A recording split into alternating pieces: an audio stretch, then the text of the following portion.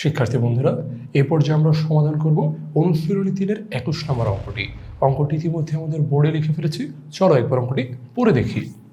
প্রশ্নটি হচ্ছে এরকম: আয়তাকার একটি মাঠের দৈর্ঘ্য প্রস্থের 1.5 গুণ। দৈর্ঘ্যটা হচ্ছে প্রস্থের 1.5 গুণ। বলেছে প্রতি বর্গমিটার 1.90 টাকা দরে ঘাস লাগাতে মোট 10,260 টাকা 10,260 টাকা ব্যয় হয়। প্রতি মিটার 2.50 টাকা দরে ওই মাঠে 4 দিকে বেড়া দিতে মোট কত ব্যয় হবে? এই যে 4 দিকে বেড়া দিতে বলেছে, এই 4 দিকে বেড়া দেওয়ার জন্য তোমাকে পরিসীমা জানতে হবে। আর পরিসীমা জানার সূত্রটা হচ্ছে 2 ইন্টু দৈর্ঘ্য যোগ প্রস্থ। তার মানে হচ্ছে এখানে দৈর্ঘ্য এবং প্রস্থ এই দুটি জিনিস জানা থাকা লাগবে। কিন্তু সমস্যাটি হচ্ছে এখানে দৈর্ঘ্য প্রস্থ দেওয়া নেই, শুধু বলা আছে দৈর্ঘ্যটা প্রস্থের 1.5 গুণ, কিন্তু প্রস্থটা কত সেটাও বলা নেই। এই লাইনটি থেকে দৈর্ঘ্য প্রস্থ বের করে আনতে হবে। এবং একটি লাইন দেওয়া আছে প্রতি বর্গমিটার 1.90 টাকা ধরে ঘাস লাগাতে মোট 10,260 টাকা ব্যয় হয়। প্রতি বর্গমিটার মানে হচ্ছে 1 বর্গমিটার, 1 বর্গমিটারে ঘাস লাগাতে ব্যয় হয় হচ্ছে 1.90 টাকা। এই লাইনটি থেকে আমরা অঙ্কটি শুরু করব। এখান থেকে আমরা ক্ষেত্রফলটি বের করে আনবো এবং অতঃপর দৈর্ঘ্য প্রস্থ নির্ণয় করব, তারপর পরিসীমা নির্ণয় করব এবং সর্বশেষে অঙ্কের উত্তরটি বের করে আনবো। তাহলে চলো কথা না বাড়িয়ে অঙ্কটি করে ফেলা যাক। প্রথমেই আমরা লিখছি এই যে 1.90 টাকা দরে প্রতি বর্গমিটারে ঘাস লাগায়। তাহলে লিখছি 1.90 টাকা ব্যয় হয়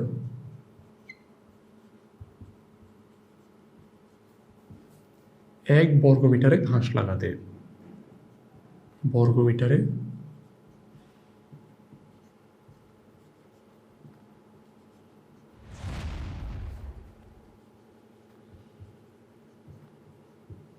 লিখে নিলাম 1.90 টাকা ব্যয় হয় 1 বর্গমিটারে ঘাস লাগাতে। তাহলে 1 টাকা ব্যয় হয়, বুঝতেই পারছো আমরা এখানে ঐকিক নিয়ম অবলম্বন করছি, ফলো করছি। তারপর 10,260, দশমিকের পর যেহেতু শুধু শূন্য রয়েছে তাই দশমিকের পর 0 না দিলেও কোনো সমস্যা হবে না।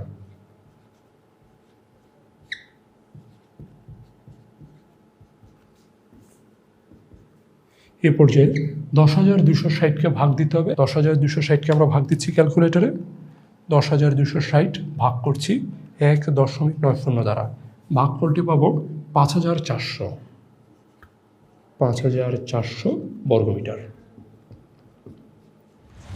বুঝতেই পারছো এই যে এখানে আয়তাকার মাঠের কথা বলেছিল, সেই মাঠের ক্ষেত্রফল হচ্ছে 5,400 বর্গমিটার। সুতরাং মাঠের ক্ষেত্রফল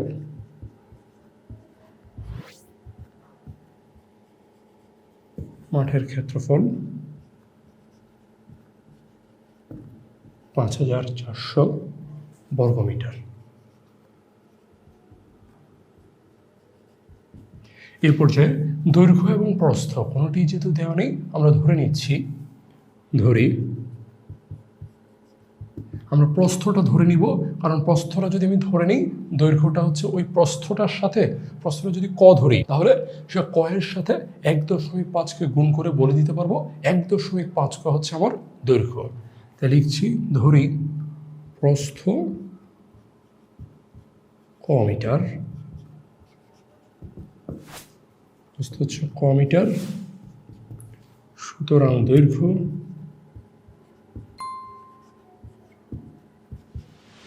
1.5 গুণ ক মিটার। বুঝতেই পারছো 1.5 ক মিটার হবে আমার দৈর্ঘ্য। সুতরাং তার ক্ষেত্রফল হচ্ছে আমরা জানি দৈর্ঘ্য গুণ প্রস্থ। তাহলে লিখে ফেলা যাক 1.5 ক গুণন ক বর্গমিটার। তাহলে এইখানে পাচ্ছি 1.5 ক স্কয়ার বর্গমিটার। শিক্ষার্থী বন্ধুরা দেখতেই পাচ্ছ আমরা এখানে ক্ষেত্রফল বের করেছি 1.5 ক স্কয়ার বর্গমিটার। আবার এইখানেও মাঠের ক্ষেত্রফল পেয়েছি 5,400 বর্গমিটার।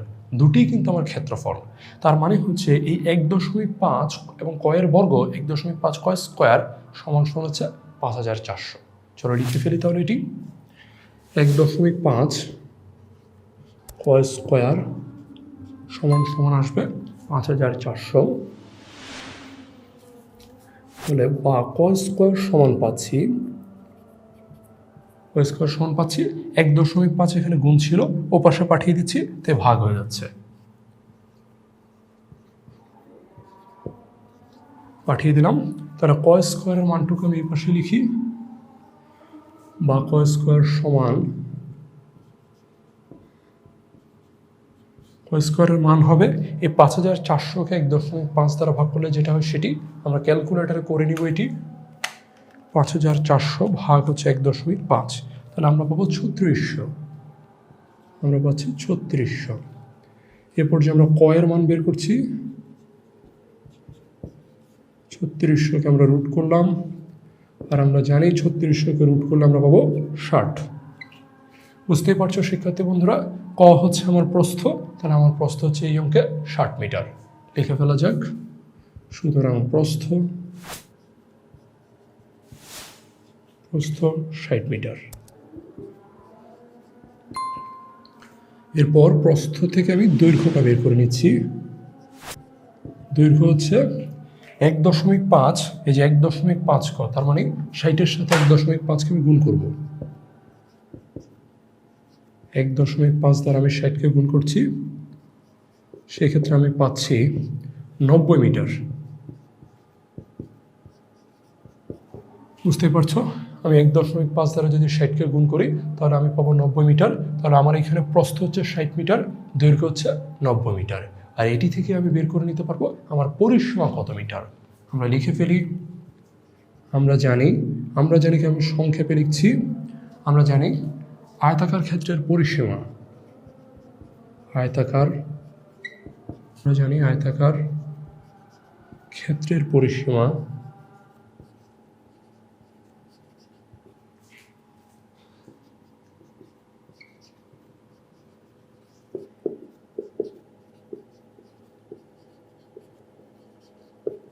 শিক্ষার্থী বন্ধুরা, আমরা আয়তাকার ক্ষেত্রের যে পরিসীমা সূত্রটি সেটি লিখে নিয়েছি। এবার শুধু মান বসানোর পালা। আমরা দৈর্ঘ্য এবং প্রস্থের মান বসিয়ে দিচ্ছি। আমরা পেয়েছিলাম দৈর্ঘ্য 90 মিটার, প্রস্থ 60 মিটার, বসিয়ে দিলাম 90 যোগ 60 মিটার। বুঝতেই পারছো, 90-এর সাথে আমি যদি এখানে 60 যোগ করি তাহলে আমি পাবো 150, আর 150-কে যদি আমি 2 দ্বারা গুণ করি তাহলে আমি পাবো 300। তাহলে এখানে পরিসীমা পাচ্ছি 300 মিটার। 300 মিটার। খেয়াল করে দেখো, আমাকে এই অঙ্কে কি বের করতে বলেছিল প্রতি মিটার 2.50 টাকা দরে ওই মাঠের চারদিকে বেড়া দিতে মোট কত ব্যয় হবে। এখন প্রশ্ন হচ্ছে প্রতি মিটার মানে 1 মিটার। 1 মিটার বেড়া দিতে ব্যয় হচ্ছে 2.50 টাকা, 2.5 টাকা। তাহলে এখন 300 মিটার বেড়া দিতে কত ব্যয় হবে? 300-র সাথে 2.50 গুণ করা লাগবে। তাহলে চলো করে ফেলি। লিখছি, দেওয়া আছে, এটিও সংক্ষেপে লিখছি। দেওয়া আছে 1 মিটারে বেড়া দিতে ব্যয় 2.50 টাকা। সুতরাং 300 মিটারে বেড়া দিতে ব্যয় হবে 300 গুণন 2.50 টাকা, এবং উত্তরটি পাবো 750 টাকা। তাহলে এটি হচ্ছে আমার উত্তর।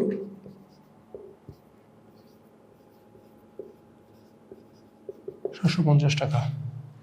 শিক্ষার্থী বন্ধুরা, তোমরা বুঝতেই পারছো আমরা অঙ্কটির সমাধান করে ফেলেছি।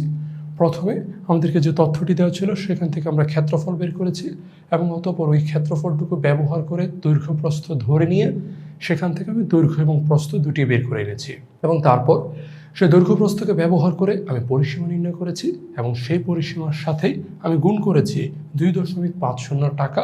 এর মধ্যে দিয়ে প্রতি মিটারে, অর্থাৎ এই যে চারপাশে যদি আমি একটা বেড়া দিই, তাহলে প্রতি মিটারে যদি 2.50 টাকা করে খরচ হয়, তাহলে আমার মোট পরিসীমা 300 মিটারে বেড়া দিতে মোট খরচ হবে 750 টাকা। আর এটি হচ্ছে এই অঙ্কটির উত্তর। আশা করি অঙ্কটি বুঝতে পেরেছো। চলে যাচ্ছি পরবর্তী ভিডিওতে। পরবর্তী ভিডিওতে দেখা হবে পরবর্তী অঙ্কের সমাধান নিয়ে।